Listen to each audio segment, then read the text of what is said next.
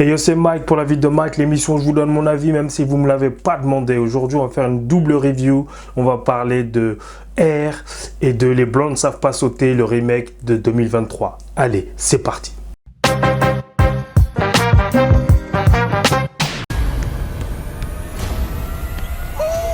On a gagné. Il faut 2 points d'écart. Non, pas ici. Il laisse entrer des profs de yoga dans le gymnase maintenant? La balle. Je viens de remarquer que tu pousses pas assez sur tes jambes quand tu sautes. T'es déshydraté? 100$ que tu mets moins de panier que moi. À 300, c'est d'accord. Je suis pas un fils à papa, moi. Ok, on garde le meilleur pour la fin. Donc, on va commencer par Les Blondes ne savent pas sauter dans cette période de playoff. Donc, où les Lakers se sont fait sweep. Donc là, avec ce débat GOAT, LeBron James et Michael Jordan, qui est le GOAT? Désolé, mais Michael Jordan, LeBron James s'est fait sweep 4-0 par les Denver Nuggets. Donc voilà. Bon, après, il a 38 piges, hein, le gars, il est âgé. Mais voilà, le GOAT, bon, c'est un autre débat. On pourra en faire peut-être une vidéo si ça intéresse d'avoir mon avis. Mon avis, c'est simple, c'est MJ le GOAT. Bref, donc dans cette ambiance un peu basket, on va parler déjà par Les Blondes ne savent pas sauter. Les Blondes ne savent pas sauter, c'est un remake du film de 92 avec Wesley Snipes, avec Woody Harrelson, avec Rosie Perez. Oh, it is hard work being this good. Oh, it hurts. Oh, it hurts. Come on, baby, give it up, turn it loose. It's not about black. I don't mean to brag, but I'm the greatest. That's because you never saw me. It's not about white. Honey, I'm home. How much money did you make today? I missed you too. I'm sorry, honey. It's about green. I want to find out how good you are, chump. I'm your white shadow. I have a business proposal for you, as if you don't mind hustling. What kind of hustle? $500, baby, and you can pick my teammate. Give him the chump. You mean play basketball? Un classique pour beaucoup d'entre nous. Et sans que ça soit non plus un bête de film, etc. Mais à l'époque, en 92, on pensait vraiment que les Blondes ne savaient pas sauter au basket. Aujourd'hui, en 2023, il y a plein de joueurs, Jokic chez les Denver Nuggets, et j'en passe, et des meilleurs, les frères Pau Gasol et son frère. Bref, aujourd'hui, on se pose plus cette question. Il y a beaucoup de grands joueurs qui sont non black et ça pose aucun souci. Donc déjà ce postulat de départ, c'est moins choquant qu'il y a presque 30 ans. Même plus de 30 ans, puisque c'était en 92, on est en 2023, donc 31 ans. Donc je sais pas s'ils ont voulu fêter les 30 ans du film. Donc voilà, c'était un film réalisé par, comment il s'appelait, Ron Shelton. Donc voilà, c'était un film classique, avec des scènes classiques, avec des acteurs qui ont du charisme. Woody Harrelson, Wesley Snipes, voilà. J'en dis pas plus. Rosie Perez qui avait du charme. Et maintenant, ça c'est le côté 92. Et aujourd'hui, on a la version 2023 réalisée par Calmatic, si je dis pas n'importe quoi, je le connais pas, je sais pas qui c'est.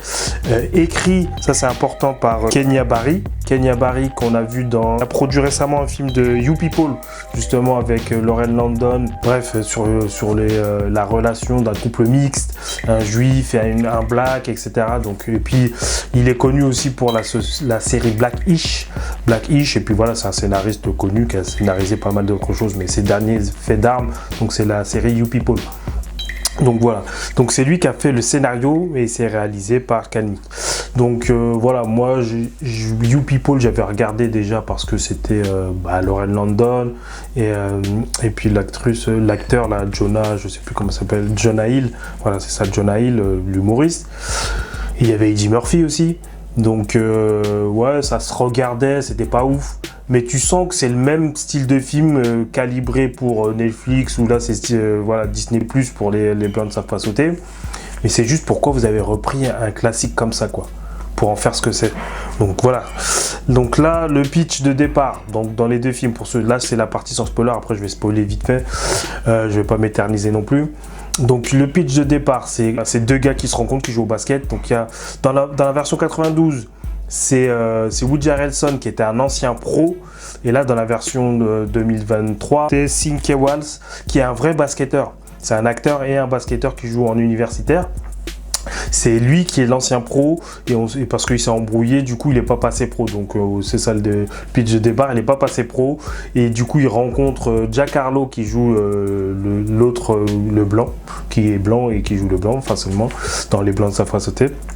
Et du coup ce duo va essayer d'arnaquer les gens en faisant croire qu'il ne sait pas jouer au basket, en les faisant miser de l'argent sur les matchs de basket. Et en fait, si Jack Harlow il sait jouer, etc. machin.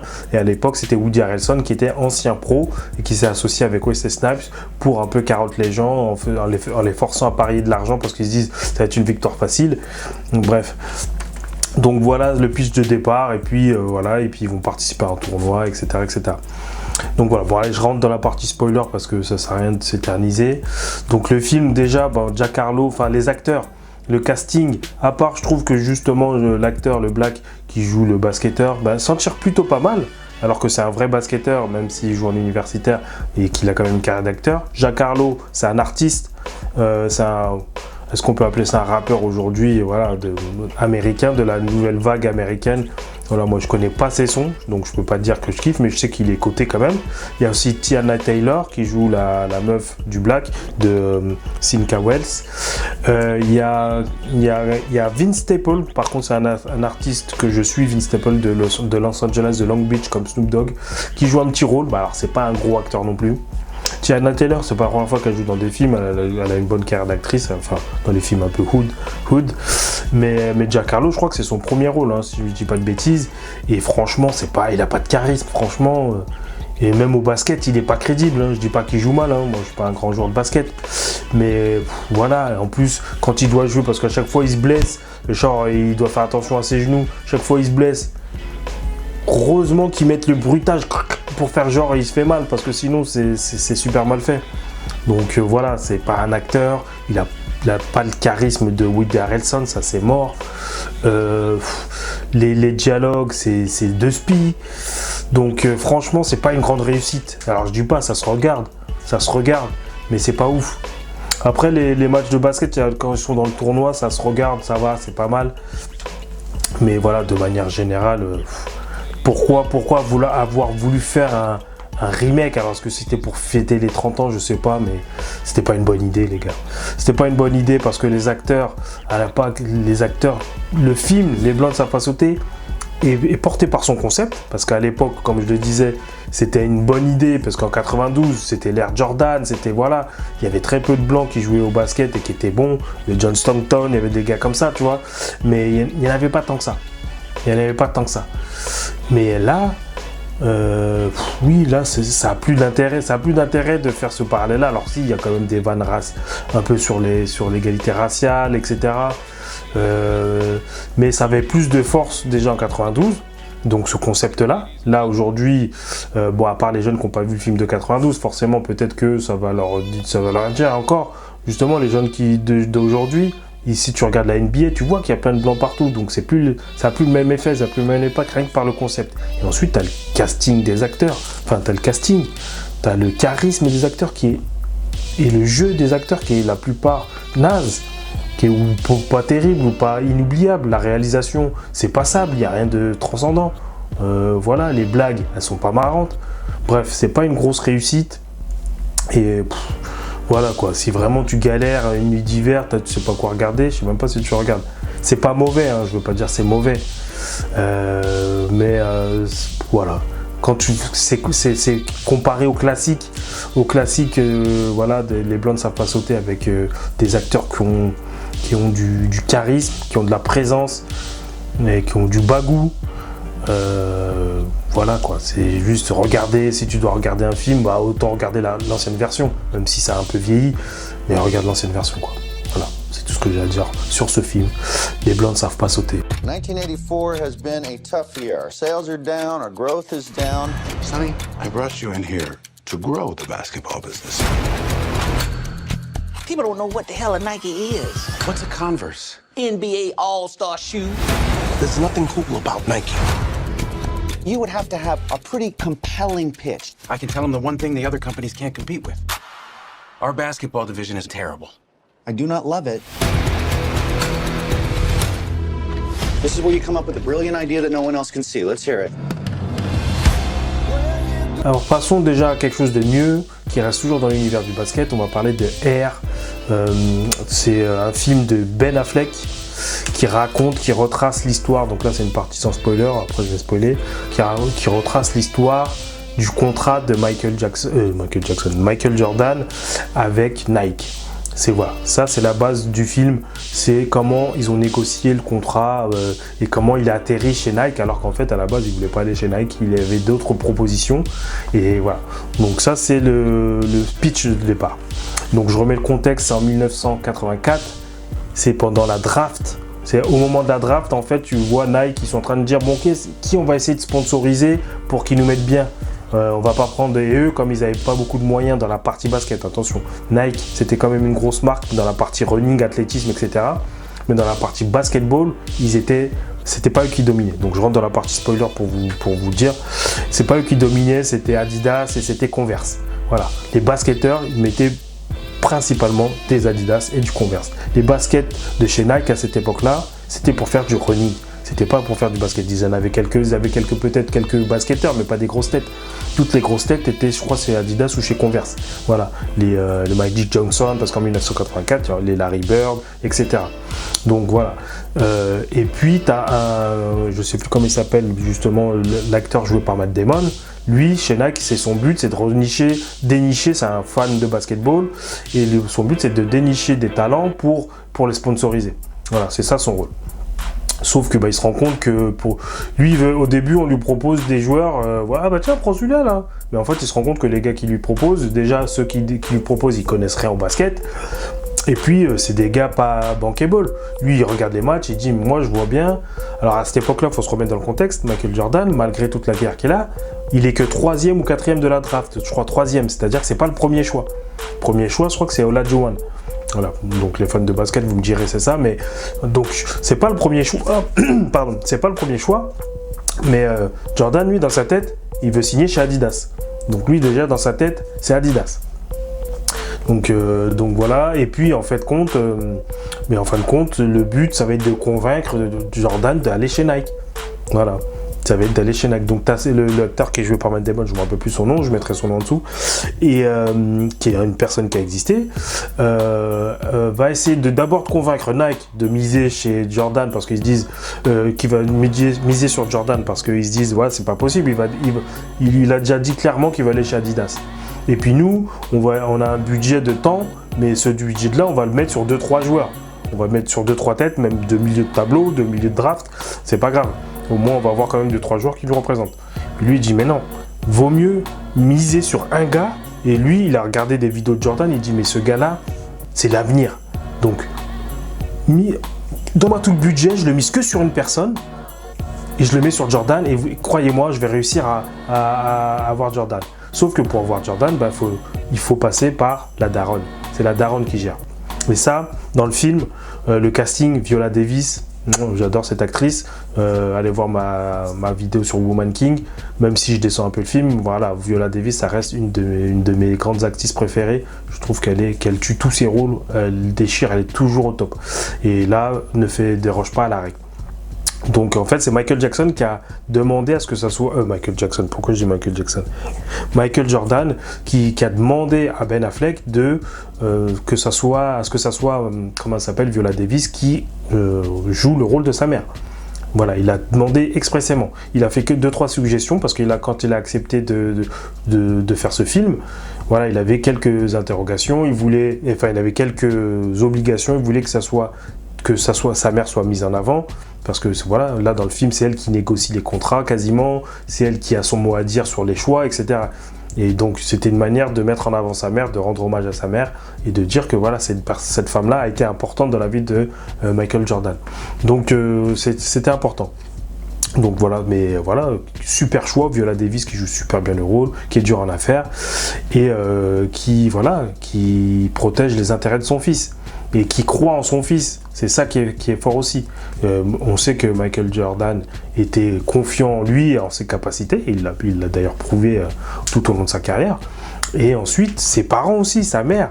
sa mère était croyante. Et du coup, ce gars-là, il a fait le déplacement jusqu'à Caroline du Nord. Je sais plus où ils sont passés vers la Californie, jusqu'en Caroline du Nord pour aller voir ses parents. Déjà, il fallait convaincre la mère. Parce qu'elle savait que lui n'aimait pas Nike, il voulait aller à Adidas direct. Donc, mais il avait fait son speech, il savait ce qu'il fallait faire, il a su vendre Nike. Et ensuite, il y a aussi la création de la Air Jordan, puisque le film s'appelle Air. Donc, trop fort. Trop fort. Et au casting, donc du coup, il y a Ben Affleck, il y a Matt Damon, il y a Viola Davis, et il y a l'acteur comment s'appelle, de Ozark. Je sais plus comment il s'appelle, je mettrai son nom. Il y a aussi l'acteur de Ozark. Donc voilà. Dans la texture du film, on sent que c'est un film de Ben Affleck. On ressent sa patte, parce qu'il aime bien les films à l'ancienne. En général, Ben Affleck, ça se passe souvent dans les années. Et du coup, son grain, on le reconnaît à l'image, à la photographie. Donc il doit travailler sûrement avec le même gars, mais la photographie, on ressent que c'est du Ben Affleck. Après, on sent que c'est un film TV, il n'y a pas non plus des moyens de ouf, et puis il y a quand même des gros acteurs, mais ça se passe super bien, le film est bien rythmé. C'est pas une histoire qu'on pensait que ça serait intéressant à raconter, bon, un contrat de chez Nike, mais c'est vrai qu'en fait il signe un contrat que personne d'autre ne va signer à l'époque, parce qu'en fait il a réussi à faire en sorte que Jordan, qui touche un pourcentage de chaque basket vendu qui porte son nom, et il va toucher un pourcentage en fait. Et ensuite, dès la première année, ils avaient estimé à vendre 3 millions de... Alors je sais plus s'ils gagnaient 3 millions de dollars, ou si c'est 3 millions de baskets, non c'est peut-être pas 3 millions de baskets, mais c'est 3 millions de dollars de recettes, de chiffre d'affaires. Ils en ont fait 163 millions dès la première année avec les Jordan. Ensuite, il y a le fait que les Jordan, t'avais pas le droit de la NBA imposait au basket d'avoir beaucoup de blancs, 51% ou une cinquantaine de pourcents ou peut-être plus.